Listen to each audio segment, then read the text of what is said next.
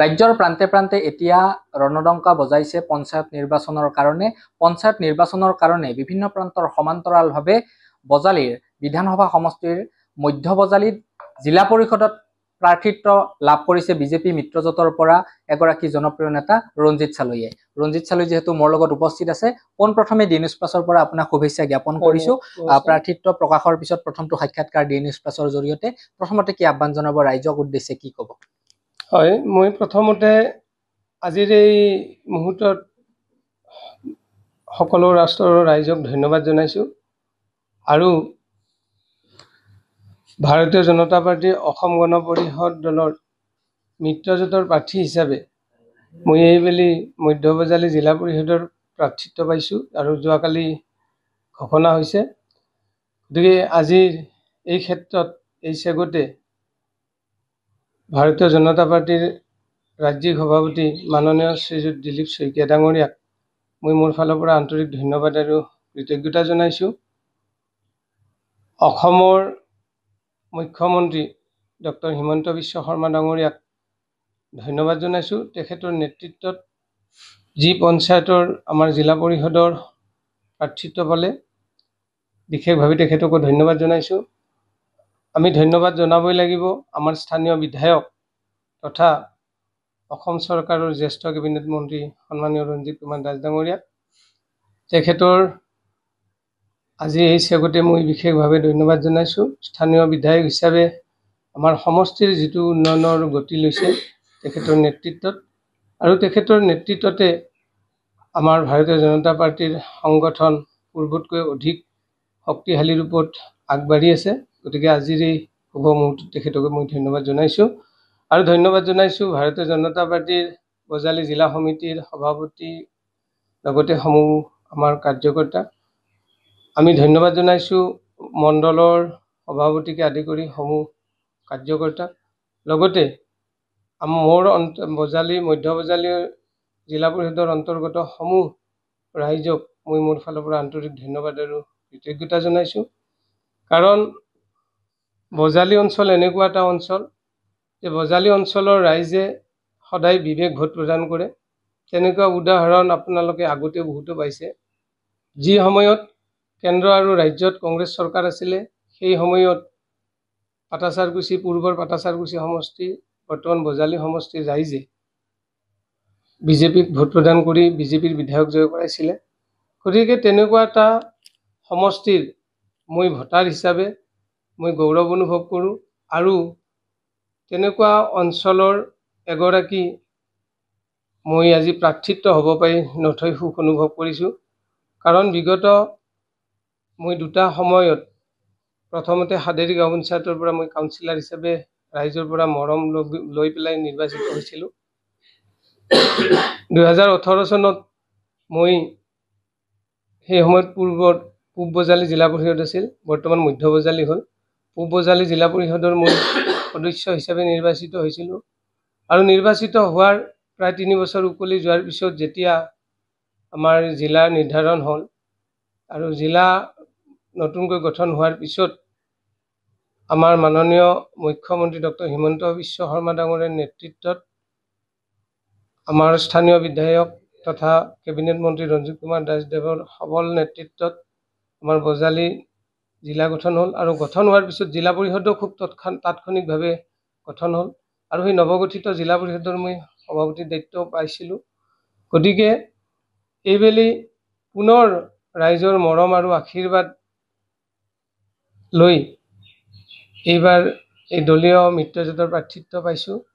গতিকে এই চেগতে সমূহ ৰাইজক মই অনুৰোধ জনাইছোঁ যে ভাৰতীয় জনতা পাৰ্টীৰ যদি হাত সবল কৰিব লাগে, কেন্দ্ৰ আৰু ৰাজ্যত বৰ্তমান এই মিত্ৰজোঁটৰ চৰকাৰখনক যদি শক্তিশালী ৰূপত আগবঢ়াই নিব লাগে, তেতিয়াহ'লে একেবাৰে তৃণমূল পৰ্যায়ৰ এই যি পঞ্চায়ত নিৰ্বাচন, এই পঞ্চায়ত নিৰ্বাচনত আমাৰ এই মিত্ৰজোঁটৰ প্ৰাৰ্থীসকলক আগবঢ়াই দিব লাগিব। তেতিয়াহে এই ক্ষমতাৰ বিকেন্দ্ৰীকৰণ হৈ সঁচা অৰ্থত একেবাৰে আমি যিটো পিছৰ শ্ৰেণীৰ লোক বুলি কওঁ, বা আমাৰ যিসমূহ এতিয়াও কিছু কিছু ঠাই হয়তো কিছু কিছু ক্ষেত্ৰত যাতায়াত বা তেনেকুৱা হয়তো থাকিব পাৰে, সেই যিখিনি আছে সেইখিনি উন্নয়ন কৰিবলৈ এই চৰকাৰখনক যদি সহযোগিতা কৰিব লাগে, তেতিয়াহ'লে পঞ্চায়ত নিৰ্বাচনত ৰাইজে এই মিত্ৰজোঁটৰ প্ৰাৰ্থীসকলক ভোট দিব লাগিব। গতিকে মই এই চেগতে অসম গণ পৰিষদ দলৰ সভাপতি সন্মানীয় অতুল বৰা ডাঙৰীয়াকো ধন্যবাদ জনাইছোঁ। লগতে অসম গণ পৰিষদ দলৰ সমূহ নেতৃত্বক ধন্যবাদ জনাইছোঁ যে ভাৰতীয় জনতা পাৰ্টীৰ লগত মিত্ৰজোঁটা ৰাখি অসমৰ যিটো গতি, এই গতিটো আগবঢ়াই নিয়াত তেখেতসকলে যিটো ভূমিকা লৈছে তাৰ বাবে তেখেতসকলক বিশেষভাৱে ধন্যবাদ জনাইছোঁ। আজি নিৰ্বাচনত আচলতে বিৰোধীৰ ভূমিকা লক্ষণীয় হয়। এনে ক্ষেত্ৰত মধ্য বজালীত এইবাৰ বিৰোধী কেনেধৰণে ভোট লাভ কৰিব বুলি আশাবাদীছে, আৰু ৰাইজে আচলতে কেনেধৰণৰ বিচাৰিব এইবাৰ? বিজেপি মিত্ৰজোঁটক বিচাৰিব নে বিৰোধীৰ কাম কাজক লৈ তেখেতসকল বেছি আশ্বস্ত হ'ব? আচলতে ৰাইজৰ মাজত কেনেধৰণৰ প্ৰতিক্ৰিয়াৰ সৃষ্টি হৈছে? হয়, যে বিৰোধীৰ স্থিতিৰ কথা মই বিশেষ ক'বলৈ নাযাওঁ, কাৰণ বিৰোধীৰ যিহেতুকে আগতে কংগ্ৰেছৰ প্ৰতিনিধিও আছিলে, গতিকে বিৰোধীৰ কাম আগতে ৰাইজে দেখিছে। আৰু তাৰপিছত এই মিত্ৰজোঁটৰ চৰকাৰ থকাৰ পিছত যিসমূহ আমাৰ পঞ্চায়ত গঠন হৈছিলে বা জিলা পৰিষদ গঠন হৈছিলে, এই অঞ্চলসমূহতো তেনেকুৱা কামৰ আভাস ৰাইজে পাইছে। গতিকে তুলনামূলকভাৱে ৰাইজে ইতিমধ্যে সিদ্ধান্ত প্ৰায় লৈছেই। গতিকে এই ক্ষেত্ৰত হয়তো সৰ্বস্তৰৰ ৰাইজে সকলোৱে গম পায়।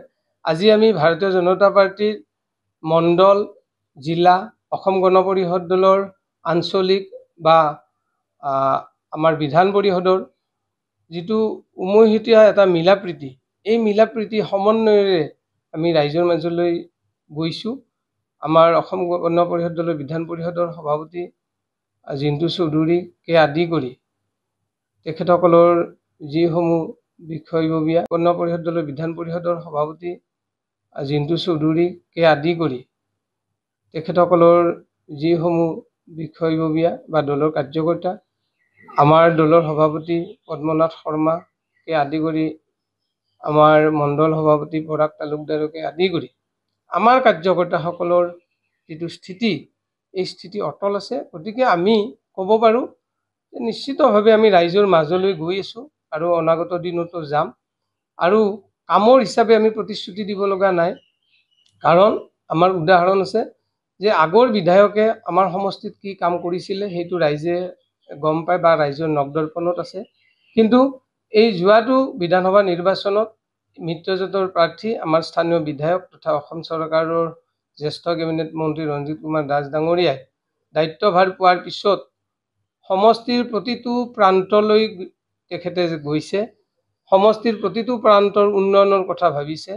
আৰু যোৱাটো সময়ছোৱাত আজিলৈকে সামগ্ৰিকভাৱে পূৰ্বৰ পাটাচাৰকুছি সমষ্টি হিচাপেও বৰ্তমান বজালী সমষ্টি হিচাপেও যথেষ্টখিনি উন্নয়ন হৈছে। বাট পথ ৰাস্তা ঘাটকে আদি কৰি শিক্ষানুষ্ঠানকে আদি কৰি বিভিন্ন দিশত ধৰ্মীয় অনুষ্ঠান, ধৰ্মীয় প্ৰতিষ্ঠান, অনুষ্ঠান প্ৰতিষ্ঠানকে আদি কৰি।